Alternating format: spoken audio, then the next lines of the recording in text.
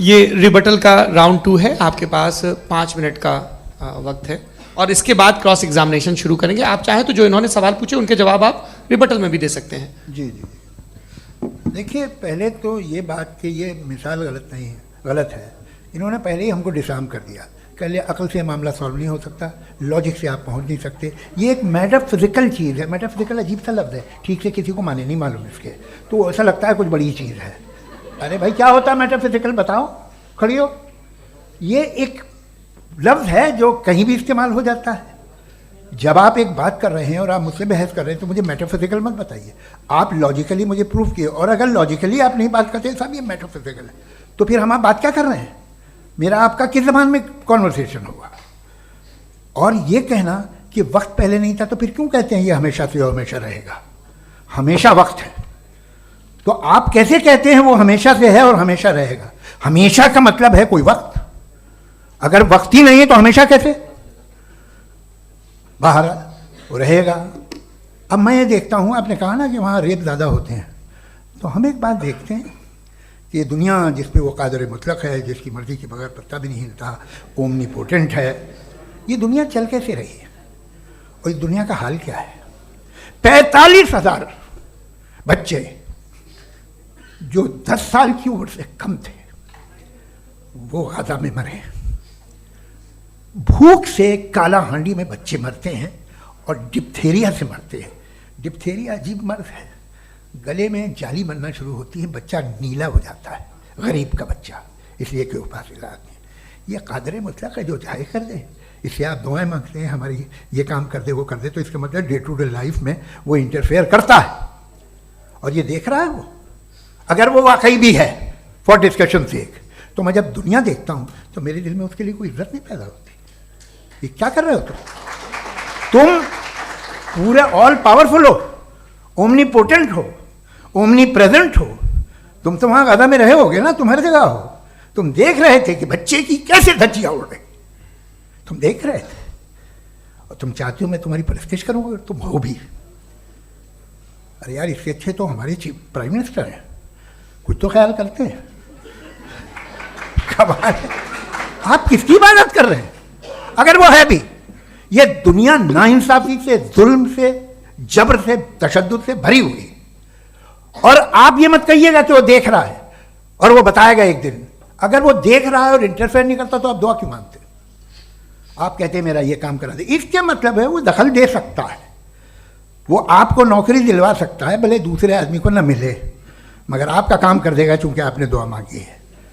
तो जब वो आपको नौकरी दिला सकता है, लड़की की शादी कर सकता है, बेटे को ग्रीन कार्ड दिलवा सकता है, तो कम से कम ये जो मर रहे हैं बच्चे, इनको रोक दे, कुछ तो करे। मुझे तो दुनिया में, इस दुनिया का कोई मालिक है, इसका ओमनीपोटेंट कोई रूलर है, और ये दुनिया ऐसी चल रही है। मैं तो चाहूँगा कि भाई ना हो, अगर हो तो बड़ी शर्मिंदगी की बात है। शुक्रिया।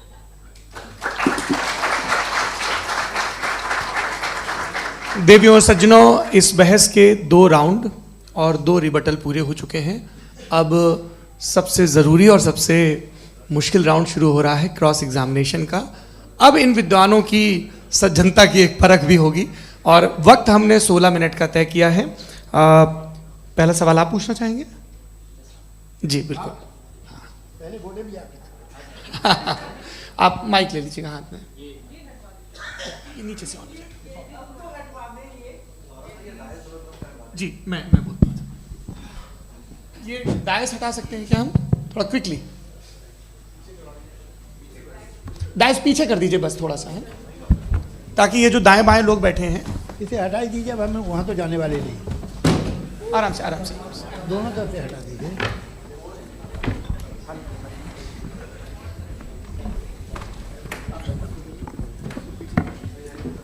इस बीच आप लोग भी अपने अपने सवाल तैयार कर लें। ये ध्यान रखेंगे कि मैं यहाँ से सवाल लूँगा, आप लोगों को अपना हाथ ऊपर करना है, अपना नाम बताना है और अधिकतम 3 वाक्यों में अपना सवाल पूरा करना है। कई लोग सवाल की जगह भाषण देने लगते हैं, उससे आज बचना है। जी मुफ्ती साहब, पहला सवाल आपका, 16 मिनट हैं, हम दोनों लोगों के सवाल लेंगे। जी बहुत शुक्रिया। आपकी जो अभी बात हुई बहुत अहम थी, मैं इसको चाहूँगा कि आगे डिस्कस करूँ, लेकिन चूँकि अभी वो सेगमेंट है क्रॉस एग्जामिनेशन। तो सबसे पहला सवाल आपसे ये है कि जो मैं इतनी देर से कॉन्टिंजेंसी आर्ग्यूमेंट आपको बता रहा था, ये अकल से ही बता रहा था हजरत, आप ये बताएं कि आप इन्फिनिट रिग्रेस ऑफ कॉजेस को पॉसिबल मानते हैं या नेसेसरी बीइंग के एग्जिस्टेंस को सही समझते हैं, चूंकि दो ही ऑप्शन हो सकता है, आप ये बताएं। देखिए, आपको मैं ईमानदारी से बात करूं, एक तो मैं कॉन्टिजेंसी वर्ड ठीक से समझता नहीं, और इस वक्त भी जो आपने अंग्रेजी के अल्फाज इस्तेमाल किए वो ज़रा थोड़े से मुझे डिफ़िकल्ट और कॉम्प्लिकेटेड लगे, तो आप ज़रा सिंपल ज़बान में सवाल कर सकते हैं। बिल्कुल कर सकता हूँ जी।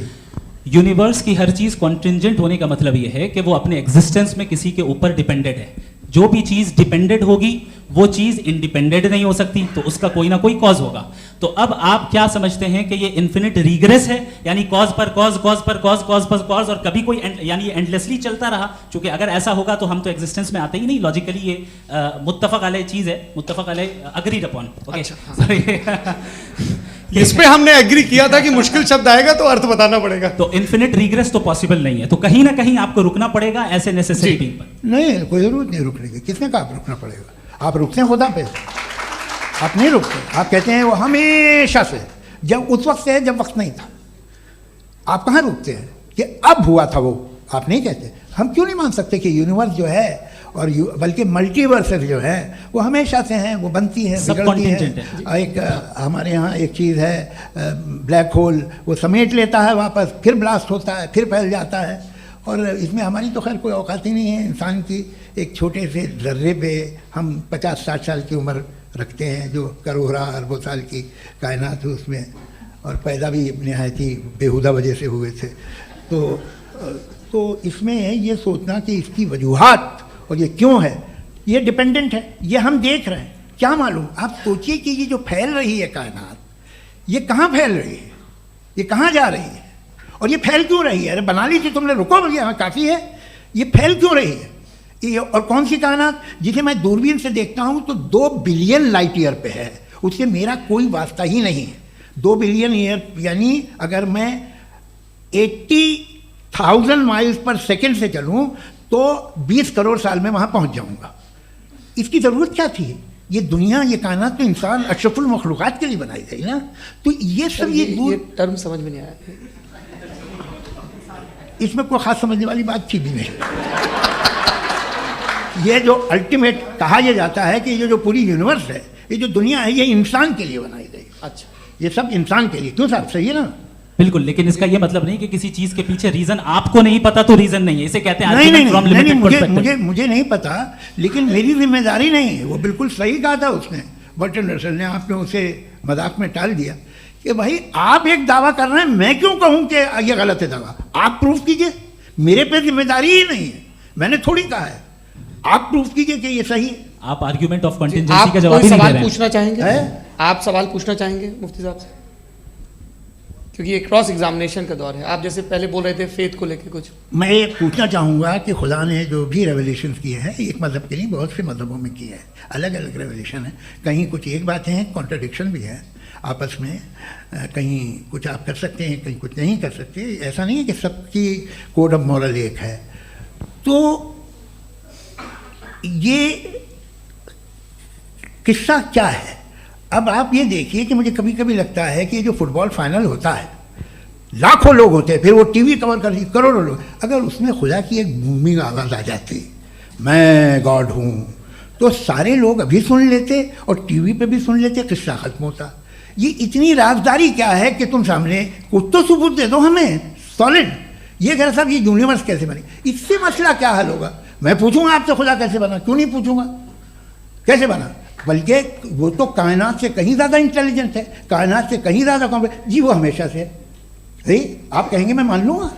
अच्छा, दोयम वो कादिर मुतलक, यानी कादिर मुतलक का मतलब ओमनीपोटेंट, वो जो चाहे कर सकता है। आपको नौकरी दिलवा सकता है, आपकी अच्छी जगह शादी करवा सकता है, आपके पड़ोसी का मुकदमा हरवा सकता है, आपको जिता सकता है, सब काम करता है। थोड़ा सा माइक क्लोज। वो इस दुनिया को चला कैसे रहा है?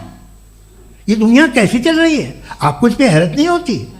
या क़यामत के बाद कभी एक जस्टिस होगा, जब ये बच्चा मर चुका होगा जिसकी धज्जियाँ उड़ गई बम से, इसको इंसाफ मिलेगा तब?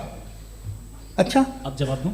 हाँ दीजिए। मैं इसीलिए आप की तरफ आता। सबसे पहले आपने रेवलेशन और स्क्रिप्चर्स की बात की, इस पे मैं बात कर सकता हूं लेकिन आज नहीं करूंगा चूंकि वक्त कम है, कभी और इस पे डिस्कस करेंगे। मैं तैयार हूं उस पे भी बात करने के लिए। ये अभी से राउंड 2 की भूमिका तय हो रही है। Does God exist round 2? जी, चूंकि आज गॉड के एग्जिस्टेंस पे बात है तो मैं उसी के रिलेटेड जो है आपके सवालात को एंटरटेन भी करूंगा और मैं भी पूछूंगा। आपने कहा कि आपने साबित ही नहीं किया, जबकि आर्ग्यूमेंट ऑफ कॉन्टिंजेंसी बुनियादी आर्ग्यूमेंट है। आप मुझे कॉन्टिजेंसी का मतलब बताइए, आपका मतलब क्या कॉन्टिजेंसी? कॉन्टिंजेंसी का मतलब यह हुआ कि हर वो वजूद जो किसी भी चीज का पाबंद है, हर वो वजूद या हर वो चीज जो अपने एग्जिस्टेंस में किसी भी चीज के पाबंद है और उससे बाउंड है, उसको उसकी जरूरत है, उस पर डिपेंड करती है, तो जाहिर सी बात है कि उसका कोई ना कोई कॉज होता है। ये तो अक्ल की बात है, ये आप रीजनिंग की बात करते हैं, मैं वही कर रहा हूं। दूसरी चीज आपने ये बात कही कि इतने बिलियन लाइट ईयर्स दूर है, उसका मेरा क्या लेना देना। फिर मेरे ख्याल से आपको ये नहीं कहना चाहिए I think therefore I am an atheist. आपको सोचना चाहिए, सिर्फ आप एक लिमिटेड दायरे में रहकर नहीं सोचें बल्कि बाहर निकलकर सोचें। आपने तीसरा सवाल किया, आपने 2-3 सवाल एक साथ। ऐसी बातें ना कीजिए, कुछ लोगों को इतराज हो जाएगा आप पे कि आप कुछ भी सोचें। ये इजाजत आपको है नहीं, मुझे है।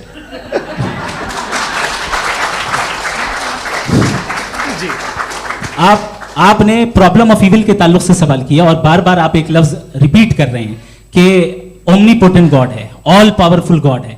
यही तो दरअसल समझना है कि गॉड का कॉन्सेप्ट क्या है। प्रॉब्लम ऑफ इविल जो है, प्रॉब्लम ऑफ इविल दर हकीकत 2 असम्पशंस पर कायम है। अगर आप इन 2 असम्पशंस को समझ जाएं तो ये प्रॉब्लम नहीं रहेगी, आर्ग्यूमेंट आपको समझ में आ जाएगी कि ये कोलैप्स कर जाता है।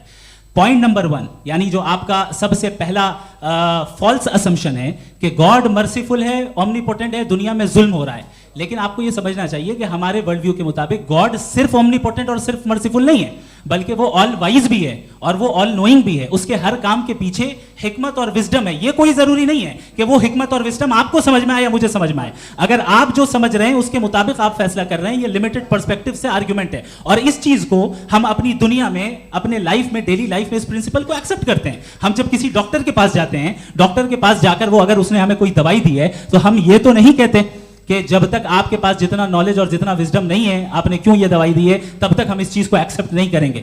नहीं कहते, हम उसकी अथॉरिटी को तस्लीम करते हैं। क्यों? क्योंकि उसकी हम जानते हैं कि वो नॉलेजेबल है, वो विजडम वाला है, हमसे ज्यादा नॉलेज और हमसे ज्यादा विजडम है। बताएं सर। नहीं, डॉक्टर में और खुदा में बड़ा डिफरेंस है। डॉक्टर पढ़ा लिखा होता है, एक तो मैं उसकी बात सुनूंगा। 2 ये नहीं, कुछ जवाब तो ये भी नहीं है सर। प्लीज अगर सब ऑडियंस से बोलने लगेंगे तो फिर मतलब नहीं सिविलाइज्ड बहस का। मतलब आप ये कहें कि चूंकि आप डॉक्टर पे बिलीव करते हैं इसलिए खुदा पे बिलीव कीजिए, क्या ये मिसाल आपको समझाने के आर्गुमेंट है, इस पे आपको एतराज नहीं है। तो सिंपल बात ये है कि मैं अगर ये यकीन कर लूँ कि एक ओमनीपोटेंट, उसकी मसलहत है, ये जो बच्चे मर रहे हैं ये मसलहत है उसकी, मुझे नहीं चाहिए थी मसलहत। उसकी मसलहत नहीं, यही तो समझना है, मतलब एक्सपीरियंस। अच्छा, इस आपने अभी मेरी बात पूरी सुनी नहीं। मैंने कहा आपका पूरा आर्ग्यूमेंट 2 फॉल्स असम्पशंस पर है। एक फॉल्स असम्पशन मैंने बता दिया, दूसरा फॉल्स असम्पशन यह है कि इस दुनिया में इविल के होने का कोई गुड रीजन नहीं है, जबकि हमारे पास बाज रीजंस मौजूद हैं, हमारे पास बाज वजूहात मौजूद हैं। अगर इस दुनिया में इविल ना हो तो आप गुड को डिफाइन कैसे करेंगे? अगर जुल्म ना हो आप इंसाफ को समझेंगे कैसे? अगर तारीकी ना हो तो आप लाइट को समझेंगे कैसे? बहुत अच्छे। अभी और सुन लें, अभी और बाकी है। ये तो बात बहुत पसंद आई साहब मुझे कि जब तक रेप ना हो तब तक औरतों की इज्जत का ख्याल आपने मेरा जवाब पूरा सुना ही नहीं। जब तक के बच्चों का कत्ल ना किया जाए तब तक आपको बच्चों की मासूमियत की इज्जत। आपने पूरा जवाब सुना ही नहीं। क्या बात है, क्या आपने नुक्ता निकाला? आपने पूरा जवाब सुना ही नहीं। आप सुन लें, मेरी बात सुन लें। ये मैंने आपको एक चीज बताई। दूसरी चीज, इस दुनिया में हम आए हैं टेस्ट के लिए, हमारा टेस्ट हो रहा है और हर इंसान का अलग अलग अंदाज में टेस्ट होता है। और इस दुनिया में अगर इविल मौजूद है तो वो इविल जरिया है हमारे अंदर ह्यूमन नोबल क्वालिटीज को डेवलप करने का और अलग अलग फील्ड में प्रोग्रेस करने का। और अगर हमारे अंदर और इस दुनिया में इविल नहीं होता तो बताइए टेस्ट का मतलब क्या होता? अगर मैं अपने स्टूडेंट को एमसीक्यूज दूं और उसमें सिर्फ राइट आंसर लिख कर दे दूं और कहूं तुम्हारा टेस्ट हो गया, ये मीनिंगलेस है। इस दुनिया में अगर हम टेस्ट के लिए आए हैं तो जाहिर है गुड एंड इविल दोनों मौजूद है। तो अगर गुड एंड इविल दोनों मौजूद है तो ये इविल भी खुदा का बनाया हुआ है? जी हाँ, खुदा का बनाया हुआ है। लेकिन अच्छा, चलो अच्छी बात। जी बिल्कुल, तो बिल्कुल खुदा ने बनाया। अभी तो ये है कि जो मेजॉरिटी है दुनिया में वो इविल है, तो ये खुदा एक्चुअली इविल के साइड पे लग रहा है मुझे। बिल्कुल भी नहीं, मैं बताता हूं। मेजॉरिटी में तो वो है। क्या बात कर रहे हैं भाई आप? मैं बहुत- कोई भी जो मुंसिफ होगा, चाहे आपका अपना घर हो जिसके आप सबसे बड़े हैं, चाहे आपकी ऑर्गेनाइजेशन हो जो आप चलाते हैं, वहां पर आप इवन रखेंगे साबित करने को कि बाकी लोग शरीफ हैं। मेरी बात सुनिए। क्या ये आर्ग्यूमेंट ही गलत है? अगर- कि जब तक के कोई इवल नहीं होगा तब तक के शरीफ आदमी शरीफ नहीं लगेगा। अगर एग्जामिनर गलत ऑप्शन दे रहा है तो एग्जामिनर इविल नहीं हो गया, जो गलत ऑप्शन को सेलेक्ट कर रहा है वो फेल होगा। क्रिएटर ने इविल को बनाया है लेकिन वो इविल नहीं है। अच्छा। सुनिए मेरी बात, चलिए, लेट मी कंप्लीट सर। जी, जी। क्रिएटर ने इविल को बनाया है टेस्ट के लिए, वो इविल नहीं है। इविल वो होगा जो उसे इख्तियार करेगा। छुरी को बनाने वाला गलत नहीं होता है, छुरी का गलत इस्तेमाल करने वाला गलत होता है। रेप को कैसे गलत इस्तेमाल करते हैं? रेप इंसान के फ्री विल का नतीजा है। ये रेप कैसे गलत इस्तेमाल होता है? ये मुझे अब सुन ले, गलत इस्तेमाल होता है। हाँ मैं बता रहा हूँ ना, कैसे गलत मैं बता रहा हूँ जी। कि जो इविल इस दुनिया में मौजूद है उसके कई सारे तरीके हैं। एक तरीका इंसान का अपना फ्री विल है। अब अगर कोई रेपिस्ट रेप कर रहा है तो इसका गॉड का कसूर नहीं है, वो अपने फ्री विल का गलत इस्तेमाल कर रहा है, उसको सजा मिलनी चाहिए। अच्छा। और उसी के लिए जहन्नम बनाई गई है। ये फ्री विल का भी बड़ा चक्कर। आप जब कोई बुरा काम करते हैं या कोई बुराई होती है तो ये कहा जाता है कि ये फ्री विल है। 7 billion free wills are moving on this planet. 7 billion free will. और एक आदमी अपनी फ्री विल से मुझे कत्ल कर दे तो मैं खुदा की मर्जी से मरा हूँ कि इसकी फ्री विल की वजह से? मेरी मौत खुदा के हाथ है या ये फ्री विल वाले के हाथ? खुदा ने फ्री विल का निजाम बनाया है और उस निजाम का गलत इस्तेमाल करके कोई आपको मार रहा है, इस्तेमाल करके मेरा कत्ल कर देता है। अब मेरी मौत का जिम्मेदार कौन है? वो इंसान जिम्मेदार है। वो इंसान। जी। तो ये कहना कि और उसको खुदा ही उसको जिंदगी उसको देता सजा है। मिलेगी।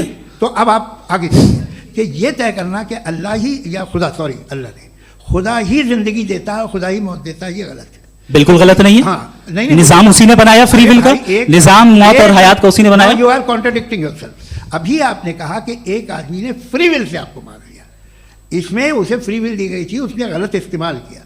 7 billion free wills are moving on this planet और आप चाह रहे हैं कि मैं सिर्फ खुदा का ध्यान करूं। ये 7 बिलियन फ्री विल्स को मुझे लुक आफ्टर करना पड़ेगा कि नहीं? ये तो तबाहियां कर रही हैं और तबाहियां ज़्यादा हो रही हैं। बिल्कुल। तो अगर आप बताएं अगर खुदा नहीं है फॉर एग्जाम्पल, हाँ। तो आप इविल को कैसे डिसाइड करेंगे? यानी how can you define evil objectively without God? देखिए, दुनिया में 2 तरह के जानवर हैं। एक जो अकेले रहते हैं जंगल में और एक जो ग्रुप्स में रहते हैं। ग्रुप में जो भी रहेगा, चाहे वो आपका फाउंडेशन हो, चाहे कोई क्लब हो, चाहे कोई पॉलिटिकल पार्टी हो, चाहे कोई यूनिट हो, उसमें आपको इंटरैक्ट करने के रूल बनाने पड़ेंगे। यानी लोग तय करेंगे। लोग तय करेंगे। अगर लोगों ने यह तय किया कि किसी का रेप करना सही है, आप जस्टिफाई करेंगे? नहीं, आपका फाउंडेशन तो ये हो गया ना कि लोग ही विल डिसाइड करेंगे। नहीं, अरे दुनिया में ऐसे ग्रुप्स हैं जो रेप को जायज़ मानते हैं सर्टेन हालात में। मैं डिटेल में नहीं जानूंगा, आप भी जानते हैं। ये जो आईसिस वाले थे जिन्होंने क्या किया था, तो उन्होंने क्या किया उसका खुदा से कोई ताल्लुक नहीं है सर। मैंने सिंपल सवाल किया कि इविल को आप डिफाइन करते कैसे हैं? आइए वापस आइए जी। आप साथ में तभी रह सकते हैं जब कुछ आप ऐसे उसूल डेवलप करें जिसमें हर एक का बेसिक तहफ़्फ़ुज़, हर एक का बेसिक राइट हो और हर एक को कोई आराम मिले। यही तरीक़ा है किसी भी ऑर्गेनाइजेशन जिसमें एक से ज़्यादा लोग हैं और वो ऐसे चलती है ज़िंदगी। उसमें अगर आप गड़बड़ करेंगे तो तबाही होगी, नुकसान होगा, बर्बादियाँ आएंगी। और अगर उसमें आप घर ले लीजिए ना, एक हस्बैंड है, एक वाइफ है, बच्चे हैं, वालदा भी हैं, 2 बहनें भी हैं, एक भाई भी है। अब इसमें कोई निज़ाम आपको चाहिए साथ में रहने का, और एक दूसरे पे भरोसा रहे, एक दूसरे के बहीख्वाह हों, एक दूसरे की मदद करें, ऐसी जिंदगी। सर आपकी बात आ गई। आप ये कह रहे हैं कि लोग डिसाइड करेंगे क्या सही है क्या गलत है, यही है? मेजॉरिटी डिसाइड करेगी क्या सही है क्या गलत है? अरे भाई बिल्कुल। मेजॉरिटी अगर ये कहे कि नाजी जर्मनी के साथ जिस तरह मेजॉरिटी थी कि जेनोसाइड करना सही, आप जस्टिफाई करेंगे?